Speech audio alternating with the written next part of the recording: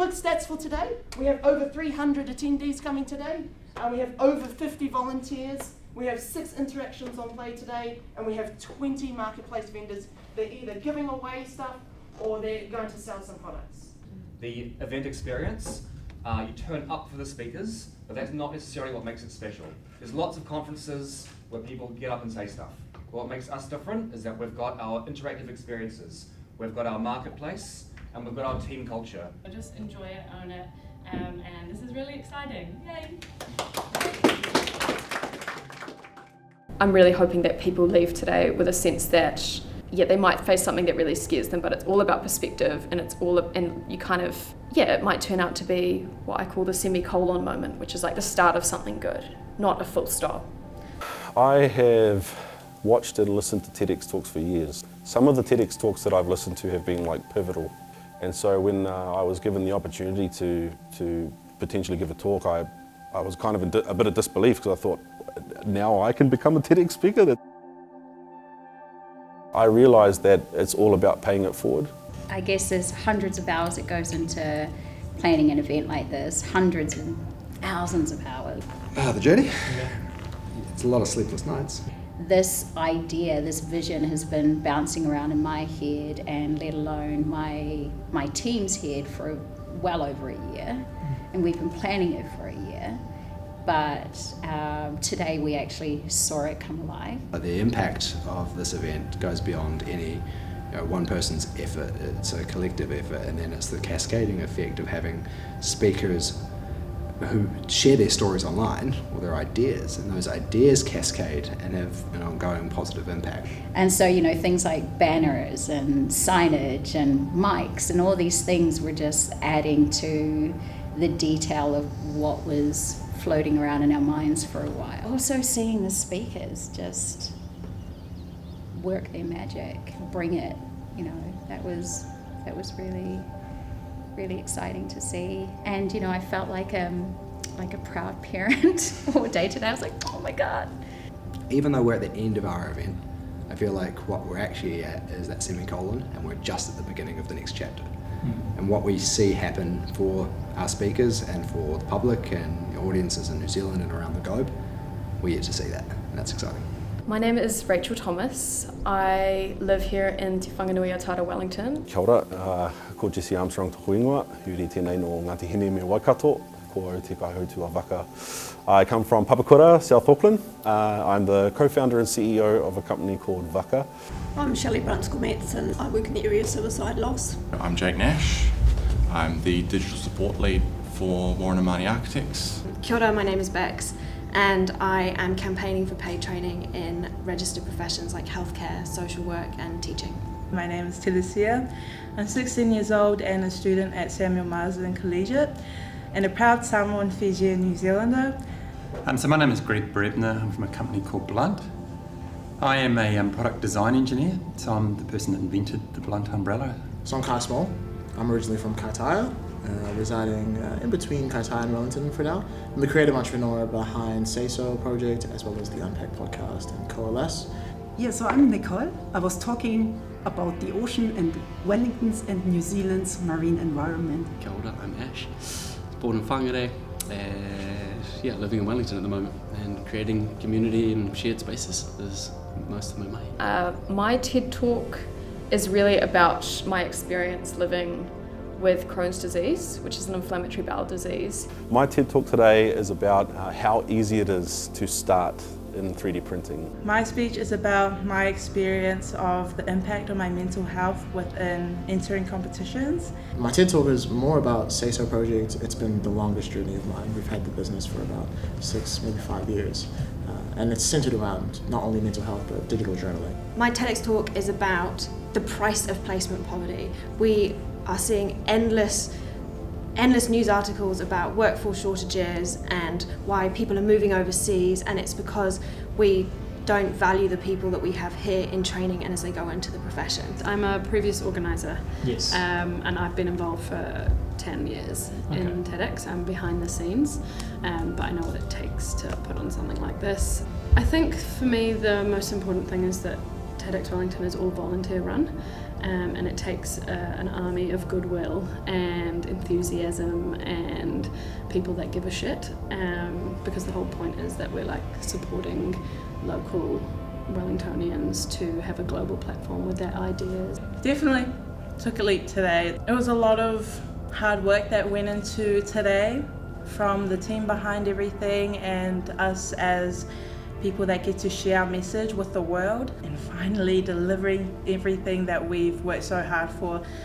Oh, massive leap. Like, there's a moment where I actually pull my bag out on the stage, and that was the scariest moment probably of my life. You know, maybe outside of getting my rectum removed. That was, yeah, I was in two minds about doing that, and some people were like, why don't you just show a photo? And I was like, no, it wouldn't be the same. The whole point is like getting outside your comfort zone. And when I did it, everyone clapped, and I did not expect that, and I just felt like, whoa, this is why I had to do this. But this was a very different experience. I've never had a public speaking engagement where I had to prepare as much. So having to go to coaching sessions and kind of refine an idea down to the final result today was challenging, but in a really good way. It kind of improved my skills as a speaker. And I think this is really why I applied for TEDx, and why I was so delighted to get this opportunity, is the chance to share the voices of the children that I interviewed. And I don't know if that's a leap that I get to share that, but I hope that it's a leap for the audience when they get to hear my research findings, that they might be able to take a leap and end up supporting children very differently than how we do now.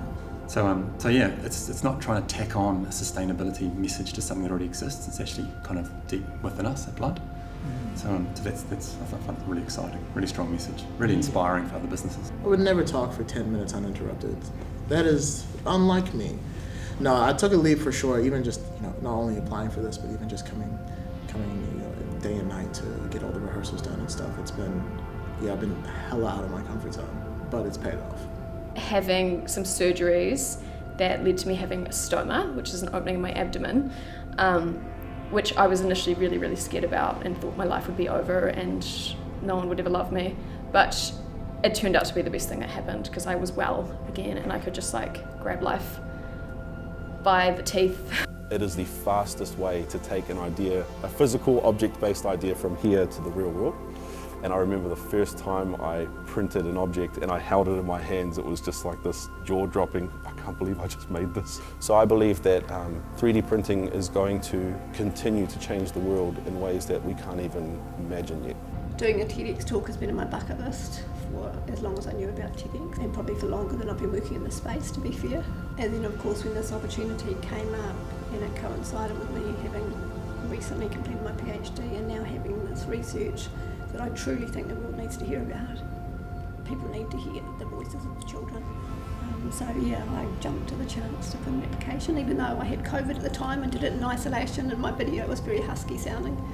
I applied for TEDx because the issue that I'm talking about is global. It's not specific to New Zealand, and I have peers working in Australia and the US and Ireland who are also grappling with the same issues, and to have the access to this platform is massive, because it's about getting this message out there and helping people understand around the world that they are affected by this unsustainable training programs. Well, I think it's just mass production's made things so cheap, like I said, and because they don't last, because they are cheaper, the whole business model goes to obsolescence, so it's about chewing through more stuff. Whereas throwing it on its head, where you can actually make something that lasts longer, you just get a better relationship with your customer, and everyone thinks because you've got quality things last longer, you're not going to sell as many. But it doesn't work like that.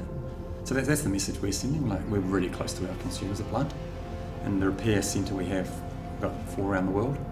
So yeah, it's just a magic experience. People come in and get their product fixed and walk away in 10 minutes going, what happened? This is just not seen in this day and age.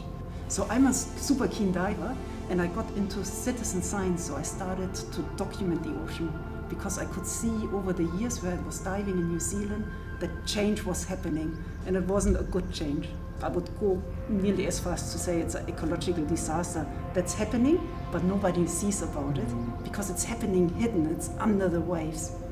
And that's one of the reasons that I applied. I don't think I want to do a TED Talk anywhere else but Wellington or Kaitaia. So it was important to represent the city, as well as the Say So project is based here. Do you know what I mean? Like it was made in Wellington with people that I met in Wellington. So it's only right to tell this story in the same campus that we made it in. Behind the scenes, there's a lot of action. It's like a duck underwater, right? It's little legs going like that. But the comments that I hear from everybody else, it's like the craft was there, the experience was good, a lot of feedback was great. What was spectacular was actually seeing people interact, just seeing strangers that wouldn't usually have an opportunity to talk to each other, actually talk to each other, seeing the networking stuff come together, the marketplace and the vendors and how generous everyone was. I love those moments.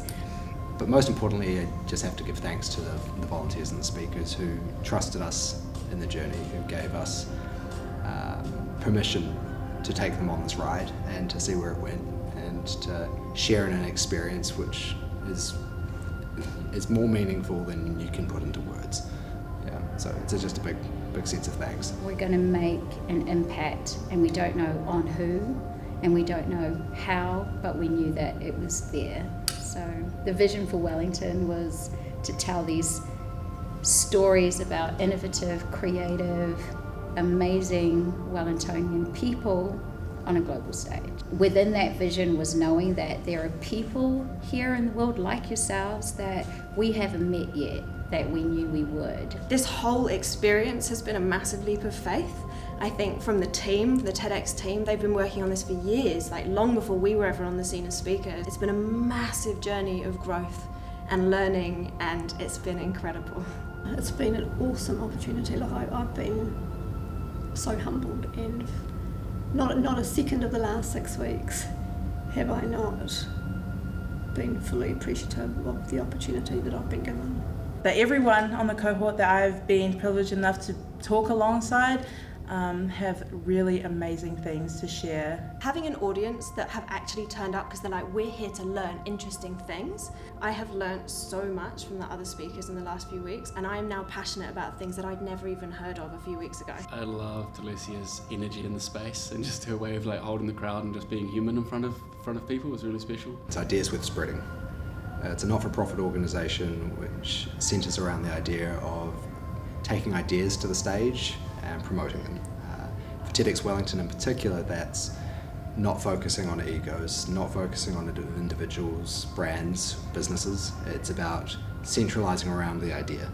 Be open, and maybe clear your schedule for lots of the time after TED, because you're going to have a lot of things to be thinking about and a lot of things potentially to do in the world, and a whole bunch more people to do it with. So I would always encourage someone to come back to TEDx, because the things that you're going to learn, the things that you're going to come away with, you'll never get anywhere else. More than anything, TEDxWellington is a collective community effort and almost like a city rally to make that happen.